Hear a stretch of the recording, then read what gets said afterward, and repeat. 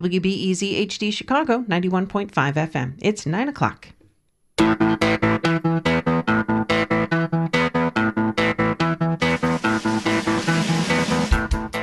Live from WBEZ Chicago, it's the morning shift. I'm Tony Sarabia. It is finally here, Election Day. And in this very political, very polarized time, we do spend a lot of time talking and reading about issues like taxes, immigration, gun violence. Oh, the list goes on.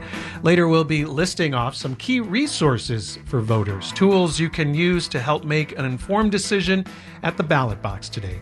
But for the first part of today's show, we're going to take a half step back from political news and issues to put the focus on you. So here's what we want to know. What's the biggest issue or challenge you're facing right now? Forget about politics for a minute.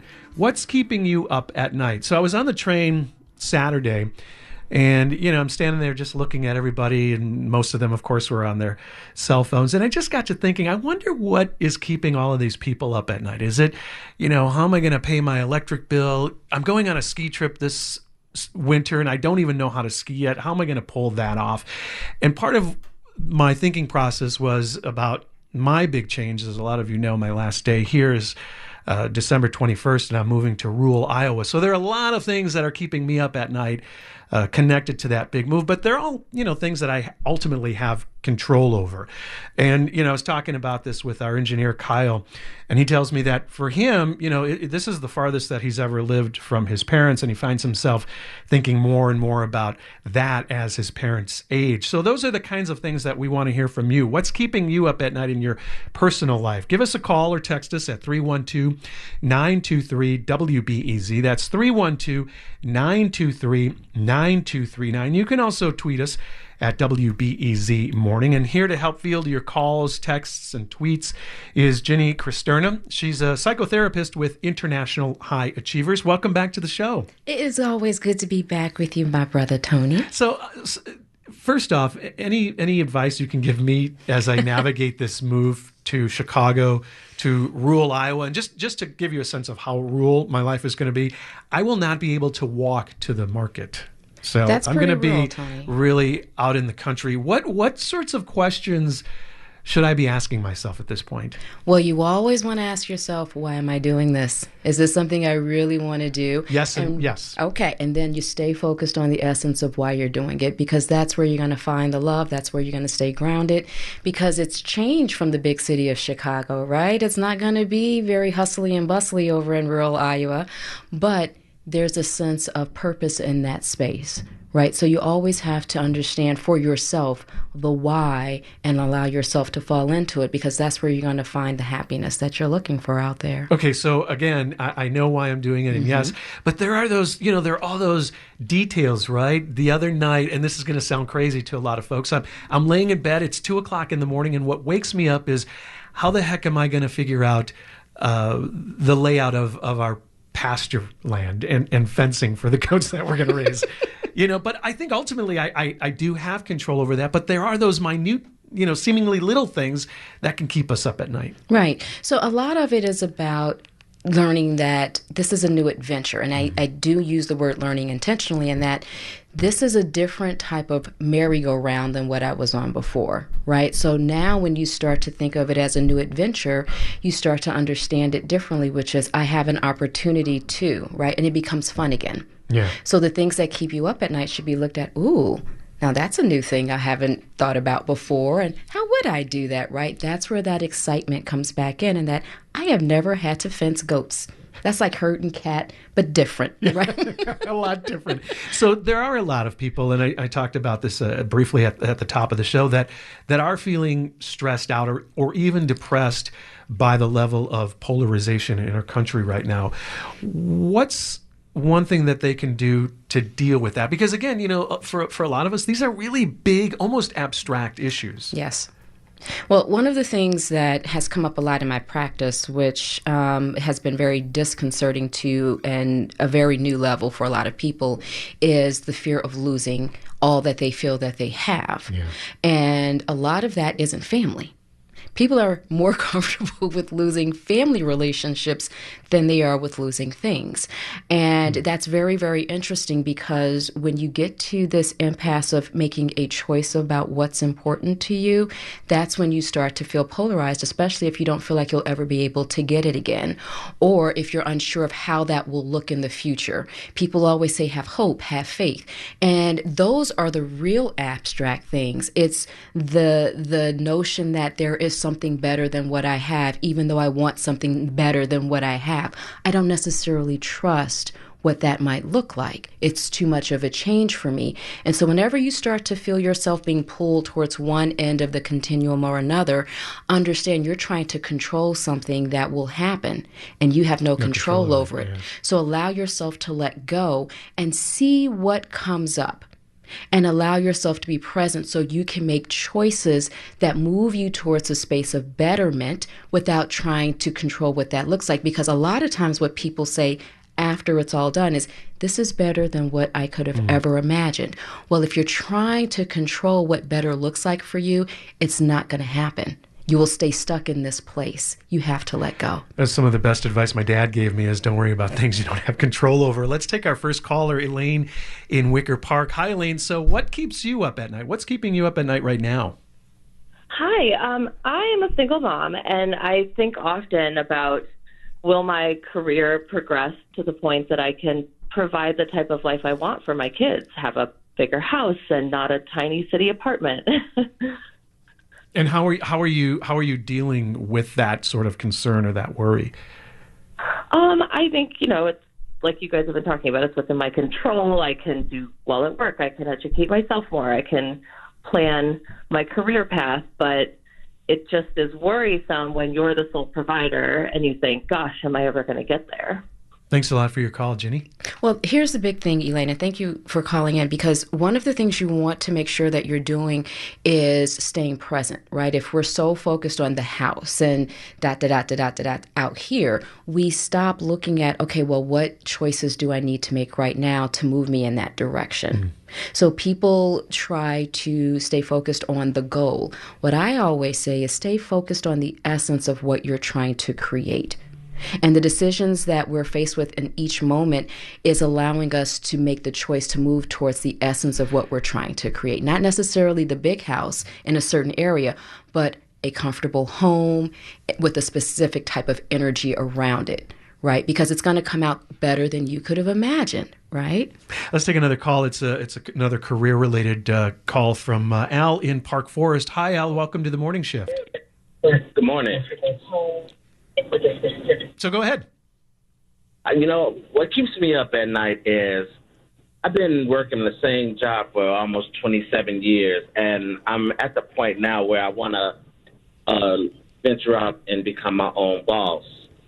And I find it frustrating because maybe 2, 3 o'clock in the morning, I'll jump up in a panic, because I'm getting up in age and I am the sole provider for my household. Mm-hmm. So I don't know if doing this, will I still be able to provide the life that my family has? But at the same time, I'm getting frustrated at work. Every day going in is a chore now, because I studied what I wanted to do. I researched it. I've talked to people, but I just haven't jumped off that fence yet. Yeah, that's a big one, Jinnie. So this is one that a lot of my corporate clients come into the office with, and I'm only laughing because I think it is so awesome that you're doing this. Now, here's the backstory. You have to have a plan. You have to make sure you have enough money saved up in order to get off of the fence, because sometimes that hesitation and jumping isn't about a fear. It's about an awareness that I might have had a blind spot that was overlooked. So let me make sure I have my T's crossed and my I's dotted. So you want to be mindful of how much money you have saved up, what kind of business plan do you have, and the relationships that will support you, and how long can you do this before you have to go back? Because you may have to start slowly into this space as opposed to jumping. And Al, is this literally keeping you up at night? It is.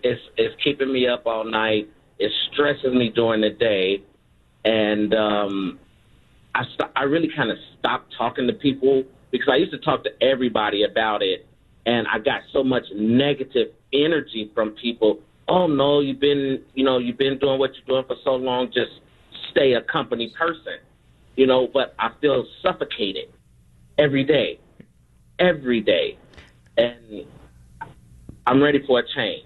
Thanks for calling, Al. So it's not, Al, that you should or shouldn't do it. It may just be, again, how do you do it, right? So just take your time, be mindful, and start slow. Right? Because if you're making a decision when you're angry or feeling suffocated, or making a decision when you're very excited, there's always an intense level of regret. So you want to make that decision from a place of clarity, discernment, and calm. Don't ever make a decision when you're angry. Never make a promise when you're happy. It's the morning shift, and right now on this election day, we're stepping back a bit from all the political news and concerns people have as they go into the voting booth to hear about the one issue on your personal list in your personal life that may be keeping you up at night. Give us a call, 312-923-9239. You can also text us at that number, and you can tweet us at WBEZ Morning. Here to help field your calls and texts, Jinnie Cristerna. She's a psychotherapist with International High Achievers. Let's turn to Sally Ann in Wilmette. Hi, Sally. So what's keeping you up at night? Well, you say my personal life. What is keeping me awake at night, actually, is the impending famine in Yemen. And from what I understand, it's going to be millions and millions of people dying from lack of food. Normally, famines are a result of natural disasters, but this is the result of war. And we taxpayers are in part culpable for supplying the military equipment to Saudi Arabia. There's a big, important opinion piece in the New York Times today about this. So do you feel that you have any control over that? Well, yes. I mean, as a voter, I have control. As a speaker, I'm on WBEZ. As a member of the community, just trying to make people aware. We get engrossed with our issues in this country, and in fact, our issues are all so minor. I have children and grandchildren. I don't worry about them having enough food. I don't worry about them being bombed and killed.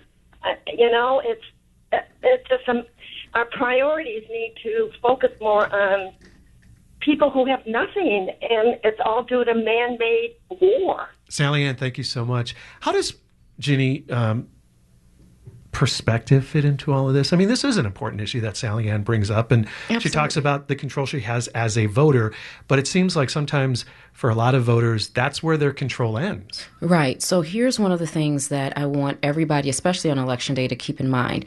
Voting means nothing without your awareness of who you're voting for, without the education regarding who you're voting for, and without the follow-up and accountability to the person that you voted for or who's in office, who's representing you.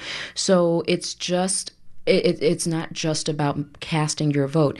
It's about following up and being educated and active in that vote while that person is in office. There are some things that we do not like that will happen. There will be wars, unfortunately. There will be disagreements, and how it gets handled internationally will kind of be outside of our control in some way. Some people will be for it and against it. That's just how it is. So the perspective is that, what am I able to do, and am I doing it fully? That's really where we call guilt and remorse come in. I want to get quickly back to Al. How important, when you think about what Al is struggling with, how important is it to have support when you're thinking about those big moves, something Al's thinking about, something that I'm going through? Sure. It's important to have support, but it's important to have support from the people who matter, who can support you. Oftentimes what you'll see with folks who are professionals who are looking to become an entrepreneur or looking to make a shift in their life is that they're asking and telling everybody, and most of those people don't care. Right? So why would you tell someone who couldn't care less about your dreams, what your dreams are, and then they poo-poo it, and then you give it more weight than somebody who actually cares and could support you, right? So there's the kind of dissonance in that. Well, why would I do that? Well, we do it all the time, and then we wonder why our bubble is burst or our balloon is popped. It's like, well, be mindful of who you share that with. Are you sharing it with people who are actually going to give you feedback that you can use and who want to see you do well, but also want to make sure you're doing it in the most appropriate way so you are successful, right? So everyone doesn't need to know your dreams. Let's take another call. Evanston. Hi, Jerry. Hi. Thanks for calling. Thank you for having me. So I'm worried about climate disruption. I'm worried for myself, my family. I have a 1.5-year-old grandson, and I'm upset that nobody's talking about that. Nobody's talking about the population explosion that we're experiencing. We are living in a bubble, a very fortunate bubble here in the Midwest in Chicago. We have plenty of water. We have temperate climate. But looking around the rest of the country, and especially around the rest of the world, I see massive wildfires. I see drought. I heard a report this morning how nobody wants to be a farmer anymore. I'm concerned about food supplies. And I don't believe it's too late. Thanks a lot for your call. So he mentioned something. He said, I don't hear people talking about. How important is, I guess, that as opposed to I don't see people doing? Sure. So Jerry raised a really powerful point, which is talking, talking, talking. You counterbalance that with doing. You can't have one without the other, right? If you do and you don't know what you're doing, you're just reacting and just doing something. But if you're just talking and you're not doing anything about it, you're just kind of pontificating, right? There's really no value in either. So here's the thing that a lot of people are going to be forced to reckon with starting this election moving forward, which is investment of time and energy and resources. So these are not short-term goals. We're talking about long-term issues that we're experiencing, for example, with the climate. We're experiencing this now, but it was talked about God knows how many decades ago, right? But because it didn't affect us then, now we're scrambling, right? Mm-hmm. Same thing when we talk about political issues. Well, it doesn't affect me now, but people are saying and talking about and doing something about, but when it does, that's not the time to act. The time to respond is when it's not an issue. It's the same rule for therapy. The best time to go to therapy is when you're not in a crisis. So everybody is what, we're calling getting a Rohan purification. Everybody is going to have to look at their shadow. Everybody will have to, and we are, whether we want to or not, we're going to have to look at our hypocrisy. We're going to have to look at our dissonance. And so when we're talking about, I want to go out into the world and actually do what I know I'm here to do. I want to go and I want to make a difference in this way, or I want to go and I want to live this part of my life. This is about you saying, I want to step out of that part of me that's afraid to do what I love or to try and fail.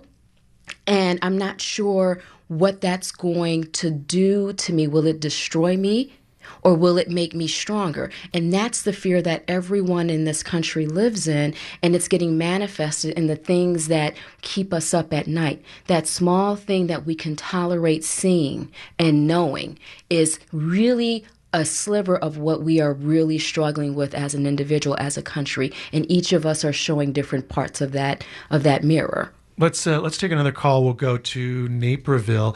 Hi, Katie. So what's the biggest concern in your personal life right now?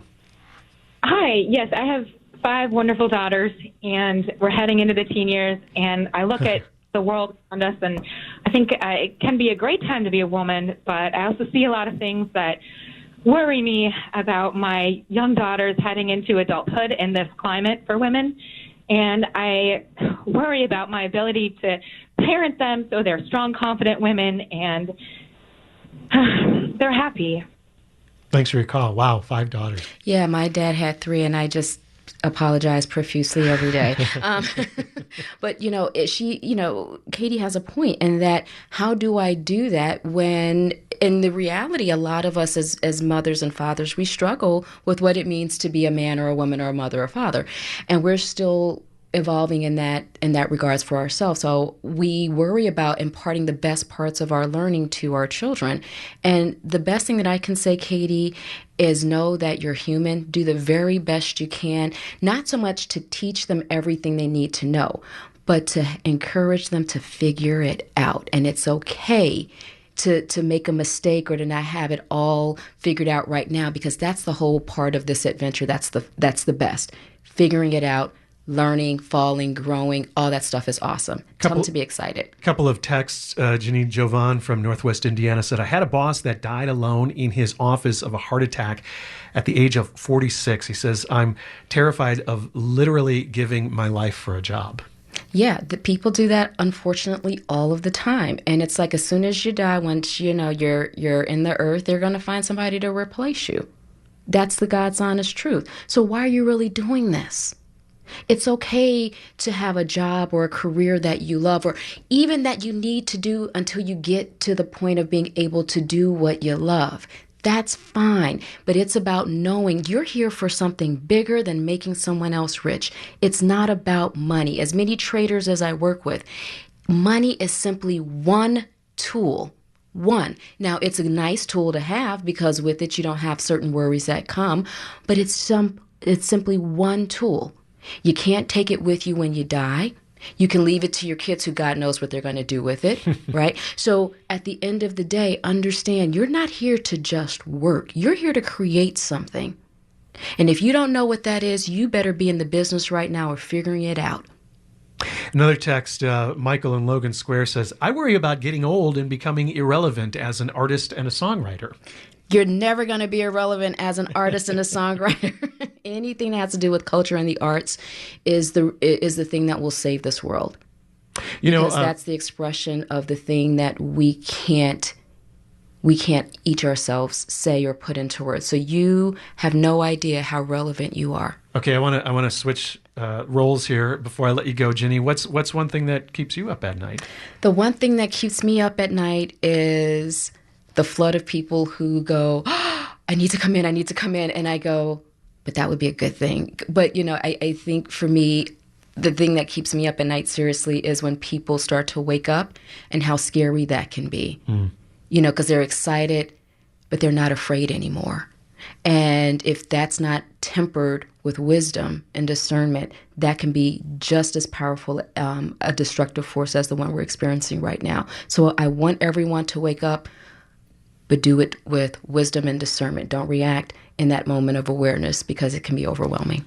Jinnie Cristerna, she's a psychotherapist and licensed clinical social worker. I want to thank you so much for taking our calls and helping out. And thank you so much for having me, Tony. I wish you all the best and pleasant journeys. Thank you. Coming up next, we'll provide some resources for voters on this election day. Remember, the polls are open until 7 tonight, and in Illinois, it's not too late to register to vote. We'll also talk about the rich history of political stunts, costumes, and nicknames on the campaign trail in our state. Stay tuned. You'll succeed at last.